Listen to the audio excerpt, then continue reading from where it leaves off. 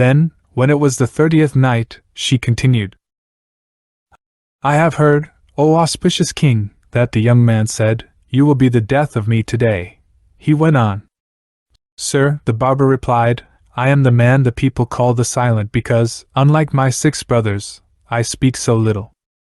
My eldest brother is known as the babbler, the second is the beller, the third is the jabberer, the fourth is the Aswan jug, the fifth is the talker, the sixth is the prattler, while I, the 7th, am the silent. While he kept on talking at me, I felt as though my gall bladder had split. I told my servant to give him 1/4 of a dinar, adding, And for God's sake, see that he leaves me, as I don't need to have my head shaved after all. What is this, master? The barber said when he overheard what I had been saying. By God, I will take no fee from you until I have done something for you. I must do this, as it is my duty to serve you and do what you want, and I don't care whether I get anything from you at all. Even if you don't know how to value me, I know how to value you, and your father, may God Almighty have mercy on him, was generous to me, for he was a munificent man. He once sent for me on a fortunate day such as this, and when I came in, I found that he had a number of friends with him. He wanted me to bleed him, but I took my astrolabe and measured the angle of the ascendant star, which I found to be unlucky, making bloodletting under its influence to be inappropriate. I told him that, and he followed my advice and waited, and so I recited in his praise. I went to my master to draw his blood, but I found that the time did not conduce to health. I sat and talked to him of wonders of all kinds, unfolding before him my store of knowledge. He admired what he heard from me and said, You have passed the bounds of understanding, you mine of learning. I said to him, Lord of mankind, had you not poured understanding over me, mine would not have increased. You are, it seems, a master of merit, generous and bountiful, a treasure house of knowledge, understanding and clemency for all. Your father was pleased and told his servant to give me 103 dinars as well as a robe of honor, which was handed to me, and when a propitious time came, I bled him. He did not ignore my recommendations but thanked me, as did all the company. After I had bled him, I could not stay silent, and I asked him to tell me why he had told the servant to give me 103 dinars. 1 dinar, he explained, was for your astronomical observation and another for your conversation, the third was the fee for the bloodletting, and the 100 dinars and the robe of honor were the reward for your eulogy of me. May God have no mercy on my father, I exclaimed, for knowing a man like you. The barber laughed and said, There is no God but God, and Muhammad is the apostle of God, who causes change but is not changed. I had thought that you were an intelligent man, but your illness has made you feeble-minded. God has referred in his holy book to those who suppress their anger and those who forgive others. At any rate, you are forgiven, but I don't know why you are in such a hurry. You know that neither your father nor your grandfather would do anything except on my advice. There is a common saying that the advisor is to be trusted, and whoever asks for advice is not disappointed. There is also a proverb, Whoever has no elder to help him will not himself be an elder, as the poet has said. When you intend some action, take advice from one who knows, and do not disobey. You will not find anyone who knows more about worldly matters than I do, and I am on my feet here to serve you. I am not irritated by you, so how can you be irritated by me? I put up with you patiently because of the favors that your father did me. By God, you donkey's tail, I said, you go on and on speechifying and talking more and more, while all I want is for you to cut my hair and leave. After that, he dampened my hair and said, I realize that you have become irritated with me, but I shall not hold it against you, because your intellect is weak and you are a young boy. It was only yesterday that I used to carry you on my shoulder and take you to school. For God's sake, brother, I said, let me finish my business and be on your way, and then I tore my clothes. When he saw me do that, he took his razor and went on and on sharpening it until I was almost out of my mind with impatience. Then he came up, but after he had shaved part of my head, He raised his hand and said, "Master, haste comes from the devil and patience from the merciful God." He then recited, "Act slowly and not with haste in what you want. Be merciful to men, and you shall meet the merciful. God's power is greater than all other powers, and the unjust will suffer from injustice. Master," he added, "I don't think you are aware of my status. This hand of mine touches the heads of kings, emirs, viziers, together with men of wisdom and excellence." It could have been about me that the poet said, "Crafts are like necklaces, and here this barber is like the pearl hung on a necklace string, standing above all men of wisdom, while under his hand are the heads of kings." "Stop busying yourself with what is no concern of yours," I said, "for you have made me angry and distracted." "I think you must be in a hurry," he said.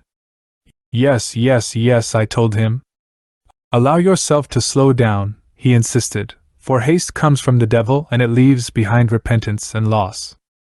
The Prophet, upon whom be blessing and peace, said, "The best affair is the one that proceeds slowly." I am uneasy about your affairs and I wish you would tell me what you are planning to do. It may be something good, but I fear that it might turn out to be something else. There were still 3 hours to go before the time of prayer, but he said, "I want to be in no doubt about that. Rather, I would like to know the time exactly, for guesswork leads to shame, especially in the case of a man like me, whose merits are clear and celebrated among the people.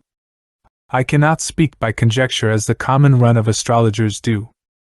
So he threw down his razor, took the astrolabe and went out into the sun.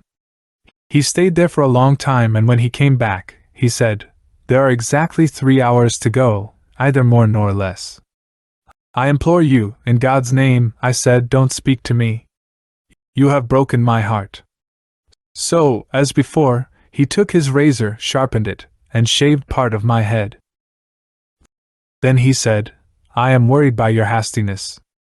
If you told me the reason for it, it would be better for you, since you know that your father and your grandfather never did anything except on my advice." When I realized that I couldn't get rid of him, I told myself, "Prayer time has come and I want to go before the people leave the mosque, as if I delay at all, I don't know how I can get in to see the girl." So I said, "Cut this short and stop all this chattering and inquisitiveness. I want to go to a party to which I have been invited by a friend of mine." When the barber heard me talk of an invitation, he said, "This is a fortunate day for me.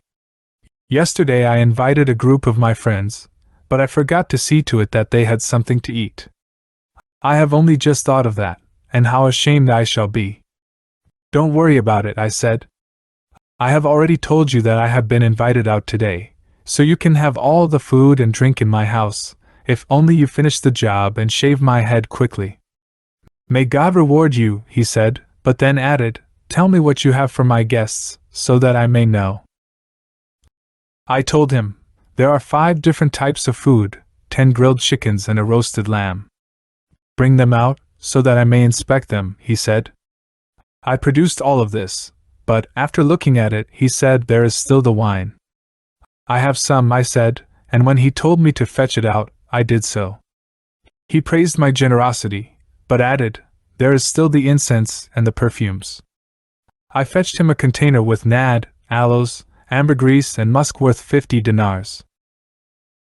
Time was getting short, as was my temper, and so I said, "Finish shaving my head, by the life of Muhammad, may God have mercy on him and give him peace." "By God," said the barber, "I cannot take this container until I have seen all its contents." On my orders, my servant opened it, and putting away his astrolabe, the barber sat on the ground turning over its contents, so adding to my annoyance. He then came forward and, taking his razor, he then shaved a small bit of my head. Then he recited, "The child grows up to resemble his father, and the tree grows from its roots." "By God, my son," he went on, "I don't know whether to thank you or to thank your father. My party today will be all the result of your kindly generosity. None of my guests is worthy of that, but the people who are coming are respected citizens, such as Zantat the bath keeper, Salih the grain merchant, Sulit the bean seller, Ikrisha the greengrocer, Hamid the street sweeper, Saidi the camel driver, Suwaid the porter, Abu Makarish the bath man, Qasim the guard and Karim the groom. None of these are heavy-going, quarrelsome, inquisitive or otherwise troublesome men. Each one of them has a dance that he can perform and verses that he can recite, and the best thing about them is that, like your humble servant, they are ignorant of verbosity and are without curiosity. The bath keeper sings a magical song to the tambourine. Mother, I am going to fill my jar. The grain merchant, bringing to it more skill than anyone else, dances and recites. My lady, you hired mourner, you have given no short measure, stealing all hearts as people laugh at his antics. The street sweeper stops the birds in their flight by his singing, and he dances and recites. What my wife knows is shut in a box. He is an able fellow, smart and bold.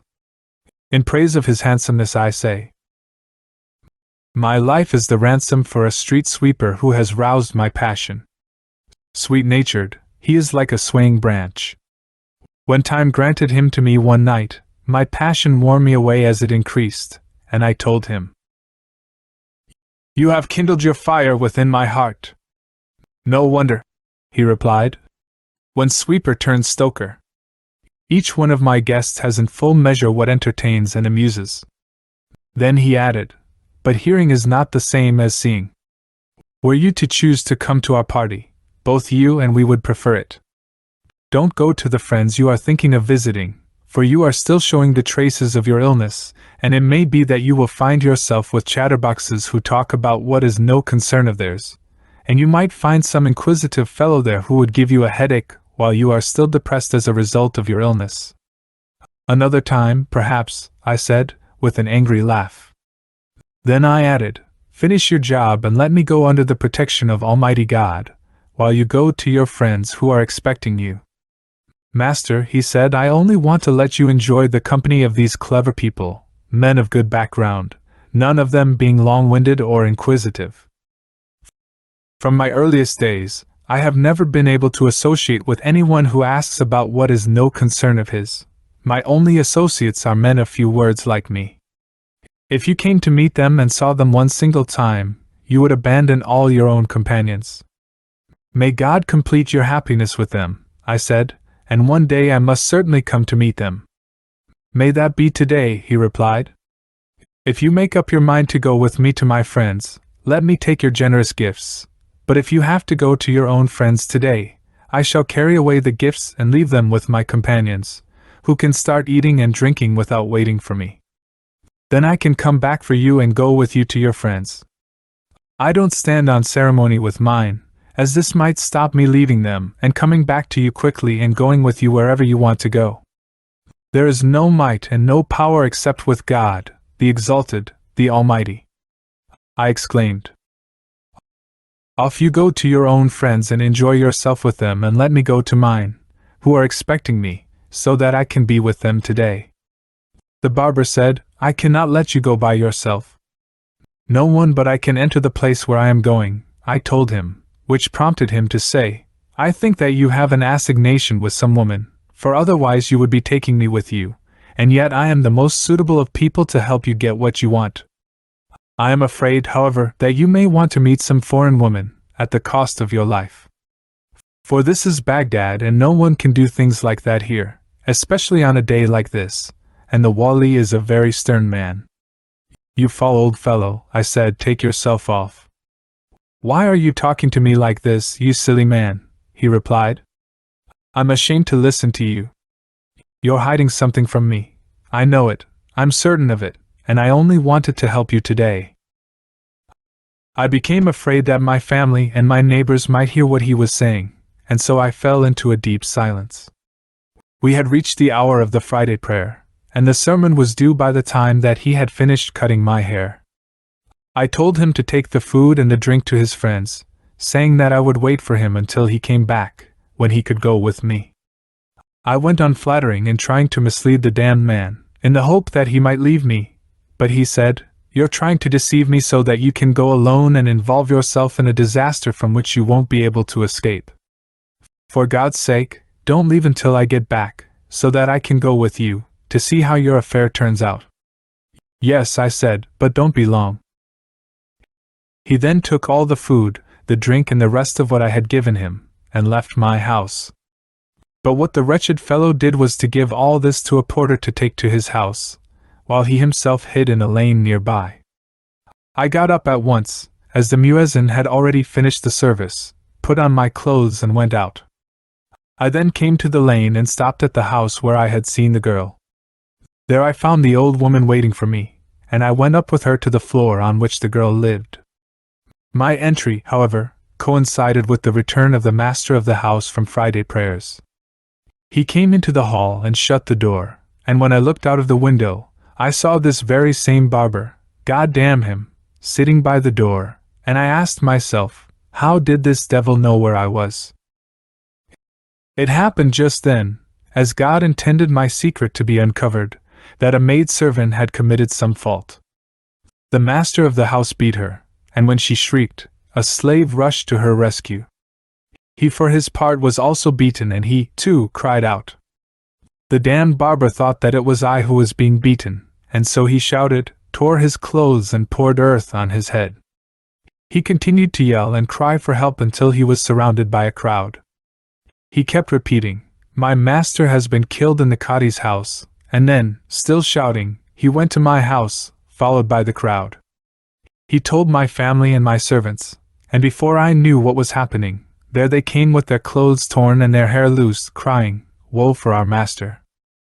In the forefront was the barber, with his torn clothes and his cries, accompanied by the crowd. My family kept on shouting, and so did he from among the front ranks of the crowd. Crying, woe, woe for the murdered man, they made for the house where I was. Hearing the disturbance, and the shouting at his door, the Qadi told one of his servants to see what the matter was. The man came out and then went back to his master and said, Sir, there are more than 10,000 people, men and women, at the door. They are shouting, woe for the murdered man, and pointing at our house. When the Qadi heard this, he thought that this was a monstrous business, and, getting up angrily, he went to open the door. He was astonished to see the huge crowd and asked them what the matter was. You damned man, you dog, you pig, shouted my servants. You have killed our master. What has your master done that I should kill him? He asked. Morning now dawned and Shahrazad broke off from what she had been allowed to say.